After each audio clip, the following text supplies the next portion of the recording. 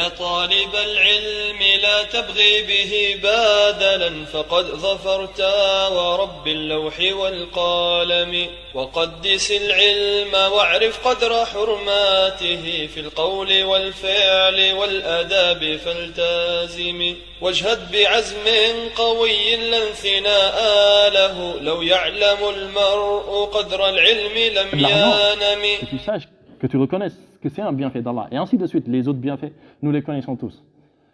Donc, le cœur, qu'ils le reconnaissent déjà, que la langue le dise, wa amma bi ni'mati rabbika fahadith. Dis-le, proclame le bienfait de ton Seigneur, proclame-le. Donc, le fait que la langue aussi le proclame, ah, Allah Azza wa Jal m'a fait un grand bienfait, ceci, cela. Et enfin, que les membres du corps, c'est-à-dire que tu œuvres par rapport à ce bienfait, dans ce qui plaît à Allah Azza wa Jal. Il ne faut pas œuvrer par rapport à ce bienfait, à ce qui déplaît à Allah Azza wa Jal. Donc, qui peut nous les résumer, les trois choses qui font que la personne, qu'on dise qu'elle est reconnaissante par rapport à un bienfait. Quelles sont les trois choses qu'on vient de dire? La reconnaissance dans le cœur, très bien. Ensuite, par la langue et les actions dans ce qui, voilà, dans le bien, exactement, dans ce qu'Allah il agrée. Donc, ce sont les trois choses. Et d'ailleurs, on le retrouve dans le Coran. Allah Azza wa Jalla, il dit à la famille de Daoud, qu'est-ce qu'il dit? I'malu ala Daouda shukra. Œuvrez, famille de Daoud. Donc Daoud, Sulayman et ainsi de suite. Œuvrez, famille de Daoud, en guise de reconnaissance. Wa qalilun min ibadiya shakur. Et peu parmi mes serviteurs sont reconnaissants. Donc la reconnaissance, c'est une adoration. C'est une adoration immense.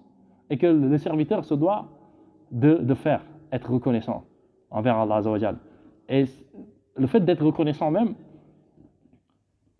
selon cette manière qu'on a expliquée, ça te permettra de voir en fait tous les bienfaits qu'Allah Azza wa Jal t'a donnés. Parce que parfois, malheureusement, nous on a plutôt tendance à parler de nos épreuves et oublier les bienfaits, alors que les bienfaits sont plus nombreux. Et c'est pour ça qu'Allah Azza wa Jal dit wa in ta'uddu ni'matallah la tuhsuha. Si vous essayez de dénombrer les bienfaits d'Allah, vous n'y arriverez pas. Après, il dit innal insana la zalumun kafar. Certes, l'homme est injuste et il est kafar, c'est-à-dire que il renie les bienfaits, c'est-à-dire qu'il ne prête pas attention aux bienfaits qu'Allah Azza wa Jal lui donne. Donc, le cheikh, il est en train de nous faire une invocation importante. Il dit Iza antiya shaka. Lorsqu'on te donne, tu es reconnaissant.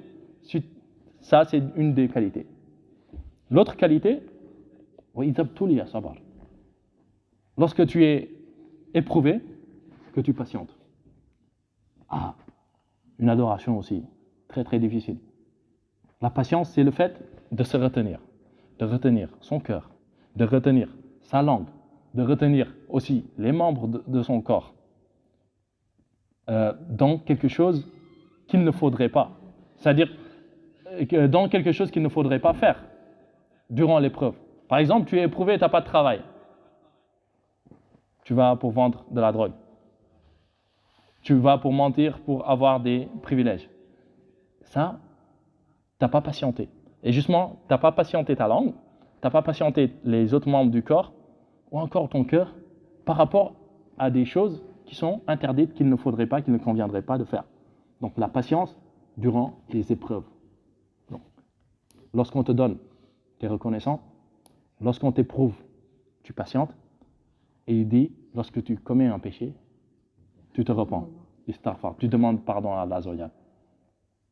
Et ça aussi, à l'istighfar, là il y a un lien entre le cœur et la langue. Ça veut dire que quand tu fais un péché, ton cœur, il déteste le péché, il délaisse le péché, il a plus envie d'y revenir, il est ferme là-dessus, il se dit je vais plus revenir vers ce péché. Ça c'est le cœur. Et la langue qui demande pardon à Allah Azza wa Jal. Donc le cœur et la langue qui matérialisent se repentir. Et aussi, bien sûr, les actions en délaissant le péché totalement. Et donc, le cheikh, il nous donne ici 3 choses. Il dit ce sont ces qualités-là. Ces qualités sont source de bonheur. Et si on regarde bien dans la vie de tous les jours, toute notre vie pourrait être résumée en ça, ces 3 choses. C'est-à-dire que l'être humain, il est entre ça et entre les deux. C'est-à-dire, soit Allah lui donne des bienfaits, il lui octroie des bienfaits, soit Allah l'éprouve. Il est entre ces deux-là. Si Allah lui donne des bienfaits, qu'il patiente, qu'il est reconnaissant plutôt, Allah lui augmente. Si Allah lui donne des épreuves, qu'il patiente, il est aussi récompensé. Parce que le prophète sallallahu alayhi wa sallam avait dit, l'affaire du croyant, qu'elle est étonnante. Ajaban li amril mu'min. Parce que toute son affaire n'est que du bien. Si on lui donne et qu'il est reconnaissant, ça c'est une bonne action pour lui. Et s'il est éprouvé et qu'il patiente, ça aussi c'est une bonne action pour lui. Et ceci n'est que pour le croyant. Et même jusqu'à l'épine qui viendrait à le piquer. Donc, nous on est entre ces deux-là, et après il y a les péchés. Donc la personne des fois, il peut avoir un bienfait et qu'il pêche, il doit se repentir. Il peut avoir une épreuve et il pêche, il doit se repentir. Le repentir, on en avait fait une khutbah la dernière fois. Le repentir, comme vous le savez, la porte du repentir n'est pas fermée tant que le soleil ne se lèvera pas. Le soleil se lève à l'est et se couche à l'ouest. Et donc le contraire, tant que le soleil ne se lèvera pas à l'ouest, donc la fin des temps, la personne peut se repentir, ou encore tant que l'âme n'aura pas atteint le clavicule. Donc, tant que l'âme ne sera pas au niveau de la gorge, la personne peut toujours se repentir. Toujours, toujours. Donc, ce repentir-là, il faut tout le temps le garder en tête parce que, comme il l'a dit le cheikh, c'est source de bonheur. Source de bonheur ici-bas et certainement, très très certainement, dans l'au-delà.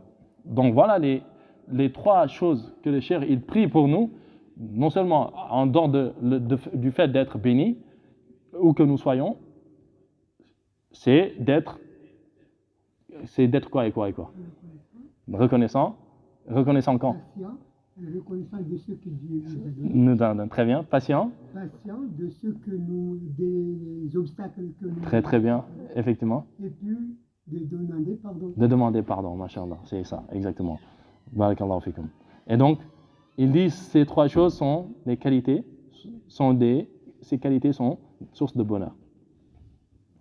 Après, le cheikh, il continue le livre en disant I'lam, sache. Et le sache là, c'est pour attirer ton attention, pour que tu sois présent d'esprit, pour que tu prêtes attention. Il te dit, toi, celui qui est en train de lire mon livre, sache, prends garde. Et ça, dans le Coran, Allah Azza wa Jalla le dit aussi au prophète sallallahu alayhi wa sallam. Il dit fa'lam, sache, annahu la ilaha illallah. Sache qu'il n'y a nulle divinité digne d'être adorée, c'est Allah. Et là aussi, le cheikh dit i'lam, sache, rahimakallah. Là encore, il prie pour toi. Il dit qu'Allah te fasse miséricorde. Il dit anna al-hanifiyya millata Ibrahim an ta'budu Allah wahdahu la sharika lah.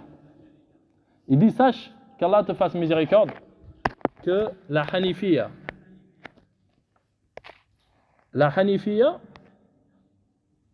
millata Ibrahim.